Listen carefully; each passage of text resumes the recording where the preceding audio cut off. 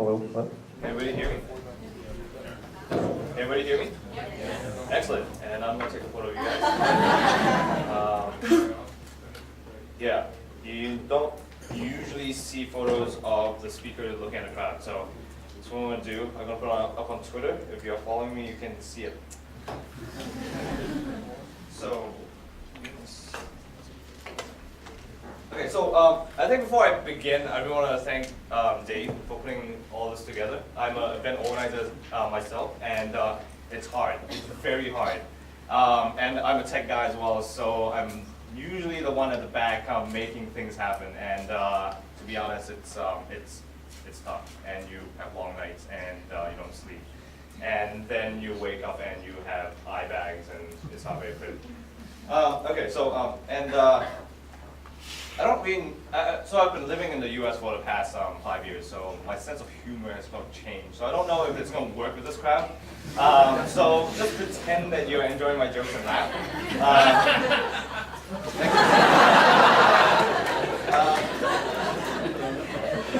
So I'll be speaking twice today, and the morning it's going to be a little more informal. I kind of want to talk about what happens at TED that is basically unseen, and we want to talk about the culture that's there that really makes TED really amazing. So everybody knows that TED is such a great sort of experience in terms of the speakers are great. You know, it's very well produced, and everybody there seems to be really happy. So what you don't know is that you know, watching TED on TED.com is one thing. Okay, you can watch it on your on your off time, your leisurely time. But at TED, 4 days, 80 talks, and your brain is basically fried after the first day. And then you go through the next day, and then the next day, and the next day. And what happens in between is that you get to talk to people who are next to you, and you go and meet other people that are really interesting.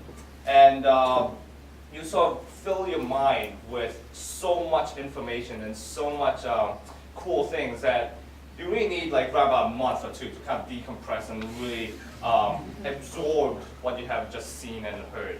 So I'm still in that phase. I just came back from, well, I just came from TED last week, and my brain is still sort of buzzing and pumping. And so it's, if you talk to me and I don't make any sense, that's probably why. So I want to talk about two events I went to, which is TED 2009 and then TED 2010. So in 2009, it was the first time they moved from Monterey to Long Beach in California, which is a bigger event. There's around about 1,500 people who are there. So this is sort of how it looks like. There are thousands and thousands of people there, and it's such a great experience because everybody goes to the same events and experience the same thing. So once you get out of the talks, you basically have experienced the same thing, so you can talk to people about it, and it's such an immersive experience. And everybody has such great ideas, which makes it amazing. So last year was, the theme was the great unveiling, so we have a lot of things unveiled like Brad Pitt's head. Which was really interesting. And then, you know, you got usual big speakers like Bill Gates and, you know, presenters in a very TED-like fashion brought up his Mac in front of Bill Gates.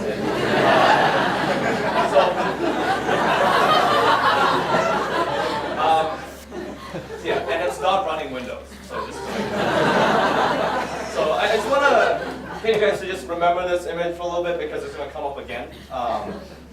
And there are plenty of very intellectual jokes that I don't get. These people are from like astrophysicists to kind of like psychologists, anthropologists, and to be honest, a lot of people that go up and speak I've never heard of before. And they're really famous in their own fields, which kind of makes it interesting because you can find little nuggets and little things that are in common with what you do, and really cultivate conversations with other people that you don't necessarily meet day to day. And so this is sort of what TED does to you as well. They shower you with gifts, and it's actually to a point where it's annoying because I don't know what to do with them, and I just give them away to my friends. And this is my good friend Ross Evans, and at TED, entertainment is such a big thing. My friend decided that instead of giving a TED talk for 3 minutes, he decided that he should showcase his rodeo tricks on stage. And so he rode his bike onto stage, ripped out a rope, and nobody knew what he was doing, and he started jumping through the ropes, which was amazing. And other kind of things that happened there are a lot of music, and this is actually a band that you could find on TED.com. Their name is, I think, Naturally 7, that's what it is. And they are a band completely made out of vocal play, that's what they call it, and so they basically beatbox everything. From an electric guitar to bass to drums to pianos, whatever they can do with their mouths, they do it. Which is weird. And at TED, we have the usual kind of TED Talks, and then we have like splices. We splice in a couple of talks from kind of TED Fellows and other people with interesting ideas. And it's all about ideas worth spreading. So it's not about the ideas that we presented on stage. It's about ideas from the crowd. So, and then I came to TED 2010 in Palm Springs, which is a completely different event. It's a simulcast event. And as you see, we sit on beanbags instead of going into the main stage. And we look through a screen, which is sort of an interesting concept because we're paying a lot of money to go watch TV. That's sort of the idea that some of my friends are like, okay, why are you going to TED to watch TV? But it's really the community, the openness to ideas, which makes it so valuable. So we have some live events on stage, and there are a lot more prizes and gifts being given out at TEDx in Palm Springs. And there you go. So Bill Gates. So Bill Gates came back again this year, and for Q&A, Chris Anderson brought out his computer again, and there you go. And so Bill Gates basically, jokingly kind of replied, I have your face on my computer. And so at TED Palm Springs is really an open kind of, it's more about the atmosphere. It's a very beautiful little town. You got the mountains at the back, and you have a pool. And people come into the talks in their robes. I don't know if they're wearing anything underneath it, but they're in their robes, and kind of just like very relaxed and atmosphere. And it's all about conversation. So I'm going to do a couple of things with the time left. One is to kind of open it up for you guys to ask me any questions about TED. And secondly is, at TED, what you do is that you always talk to people that are around you. You always introduce yourself.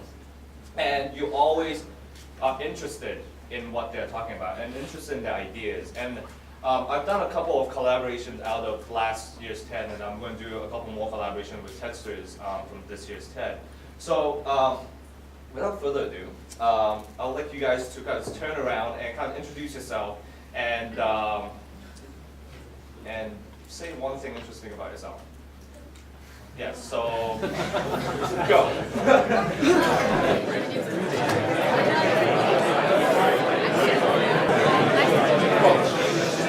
Thank you so much. Yeah, so this is sort of like my improv kind of like on stage thing. So it's sort of, I didn't realize I opened a huge can of worms, and I didn't. So I just want to kind of open it up to the floor. Just 3 quick questions about TED that I can answer within like a minute each, and then I'll sort of wrap up, and I'll be back this afternoon to kind of talk a little bit more about the fellowship and my work. So does anybody have anything to ask me about TED? Yes? Yeah, like, who are the people that you met and what do you learn from the people who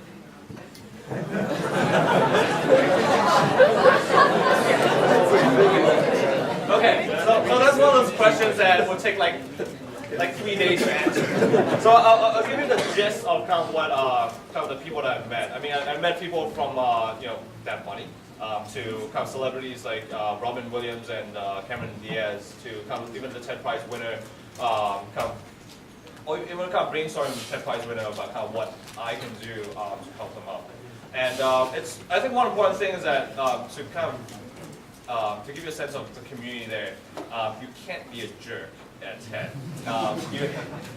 You have to always kind of like, if you're not friendly, you just fake it. And, also, very quickly, you get outcasted and it's not fun. And I think one story to kind of splice in right now is that I saw Bill Gates standing in line for the bathroom. I mean, like, this guy has all the money in the world. He can build a bathroom out of gold with a snap of his finger. And it's very interesting to see, like, even famous people kind of humble themselves to the point where they are able to kind of talk to other people who aren't as established as them and really kind of have a conversation. So, how to qualify to join one? To join TED? So TED is a very, very sought after conference nowadays, and you have to be invited to go to the main TED, which is sort of a bummer. But the TEDx is open to everybody, and so it's sort of like the first step, like for a lot of people, the first step to go to the big conference. And for the big conference itself, tickets are sold out in 2 days. Even though it's a invitation-only conference, it's sold out in 2 days. Whereas TEDx is so more of a new kind of conference that they're trying to explore and to really provide and give more. I'm trying to think of the word, but yeah. Sorry, my brain is not working. As I told you, I'm still kind of bombarded with all the ideas from TED Active. TED Active in Palm Springs is open to everybody. It's a very interesting conference to kind of go to and really experience people at a sort of younger age and a little more open to kind of what people are talking about in terms of their own industries. So, I mean, I did veer off of your question, but TED Active is sort of the ticket in to TED. And yeah, so.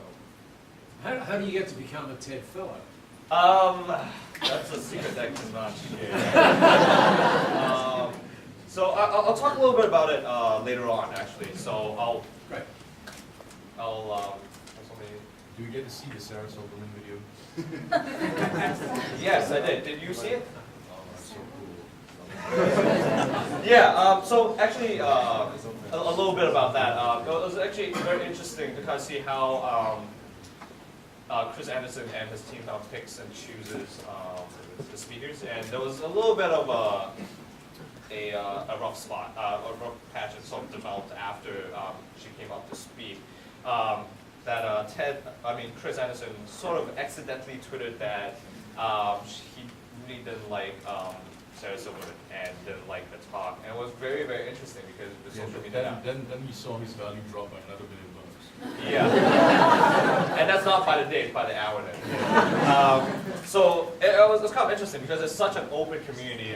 He got up on stage, the next day, to apologize for what he kind of like said in public, and kind of once again, the community is just really open, and there's no sort of ego involved in it, which makes it really, really great. What's the most interesting thing you heard or learned this year? That is, let's see. Wow, that completely caught me off guard. There are quite a few really great speakers up there, and a lot of great ideas are being cultivated. I think one of the biggest things that I get out of TED is really not through the speakers, is really through the people that I have conversations with, and actually turn some of the thinking, turn some of the stuff that we talk about into action. I think that's the most valuable thing that comes out of TED for a lot of people. So actually, I'll be collaborating with a few people in Australia and in Canada to create a some new generation game for children to enhance learning. So that's sort of what I learned from TED, and that's completely outside of the realm of like the speakers and stuff. So I'll take one last question. Okay. The craziest thing you've seen on TED? Craziest thing. Okay, I'll tell you a story about this past TED. So there was a session on play, and one of the friends I met at TED was like, "Oh, this is going to be a good session to bring my kid to." And what happened is that there's always one session at TED that was so very explicit about sex. And for some women came up and completely blew everybody away. And for people who doesn't know a humor, it's very, very Wrong. yes, wrong. That's a good word. So it was So my friend very quickly realized that there wasn't a good kind of session to bring the kid to, and very quickly escorted his kid out. So so that's one story, I guess. To wrap up, to kind of just answer, to kind of give you another story, is that everybody at TED sort of reaches out their hand to kind of like shake your hands and want to talk to you. And some guy tried to do that to me in the bathroom next to me. That was just a little too far. So guys, please don't do that. Please wash your hands before you introduce yourself. And with that, I'll hand it back to them, and I'll see you guys again.